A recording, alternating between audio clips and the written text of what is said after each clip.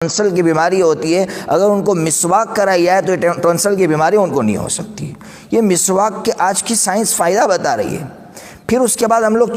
ناک دھوتے ہیں تو ناک میں پانی ڈالتے ہیں۔ آج کی سائنس یہ کہہ رہی ہے کہ نزلہ زکام کی بنیادی وجہ یہ کہ ناک میں گرد و غبار چلی جاتی ہے، ناک کو ہم صاف نہیں کرتے ہیں، لیکن ہم تو وضو میں ناک کو صاف کرتے ہیں، تو نزلہ زکام کا کوئی مسئلہ ہی نہیں ہے۔ پھر اس کے بعد ہم چہرہ دھوتے ہیں، اور چہرے میں ہم بھووں کو دھوتے ہیں، پورا چہرہ دھوتے ہیں۔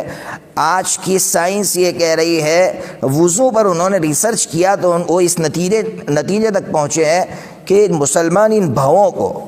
یہ آئیبرو کو وہ جو تر کرتے گیلا کرتے ہیں، تو وہ اس نتیجے تک پہنچے کہ مسلمانوں میں بہت کم لوگ ہیں کہ جن کی دیکھنے کی صلاحیت کمزور یا ختم ہو جاتی ہے، اس لیے کہ جب یہ گیلا رہتا ہے تو آنکھ کو ایک طاقت ملتی ہے، دیکھنے کی صلاحیت اس کے اندر باقی رہتی ہے۔ اور پھر ہم لوگ ہاتھ دھوتے ہیں تو آپ کو معلوم ہوگا کہ ہم ہاتھ کوہنیوں تک دھوتے ہیں، اس لیے کہ اکثر ہمارا ہاتھ یہاں تک کھلا رہتا ہے۔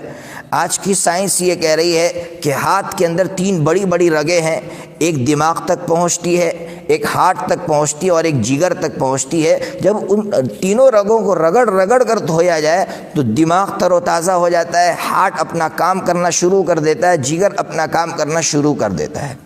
پھر ہم لوگ مسح کرتے ہیں، اور مسح میں بھی عجیب بات یہ ہے کہ ہم لوگ سر کو بھگاتے نہیں ہیں، مسح کرتے ہیں، اس لیے کہ اگر سر کو بھگا دے تو نزلہ زکام ہو جائے، اور اگر مسح نہ کرے تو جو دماغ کی رگیں ہیں، دماغ کی جو نسیں ہیں وہ سوکھ جائے، جس کی وجہ سے ہم ڈپریشن کا شکار ہو جائے اور ساری بیماریاں وجود میں آئیں۔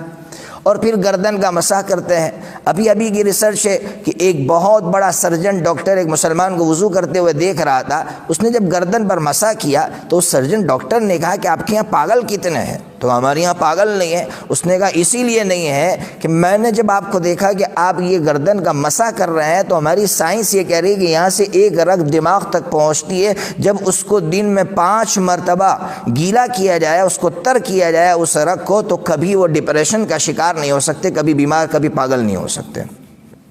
پھر ہم پیر دھوتے ہیں۔ یہ ہمارا اسلام ہے جس نے ہمیں وضو کی تعلیم دی ہے، اس لیے وضو اس وقت ہم تو مسلمان ہیں، کمپلسری 5 مرتبہ وضو کرتے ہیں۔ ہمارے ہندو بھائی ہم سے ملتے ہیں تو ہم ان کو جب کہتے ہیں کہ بھئی رات کو جب آپ تھک کر آتے ہیں تو کیا کرتے تو کہ ہم ہاتھ منہ دھوتے ہیں۔ ہم نے ان سے کہا ہاتھ منہ مت دھوئیے، بلکہ اسلام نے جو وضو کا طریقہ بتلایا، وضو کا اس طریقہ اپنائیے۔ تو پھر مجھے فرق بتلانا آ کر تو وہ کہتے بہت بڑا فرق محسوس ہوا کہ صرف ہاتھ پیر دھوتے تھے تو اتنی طاقت نہیں ملتی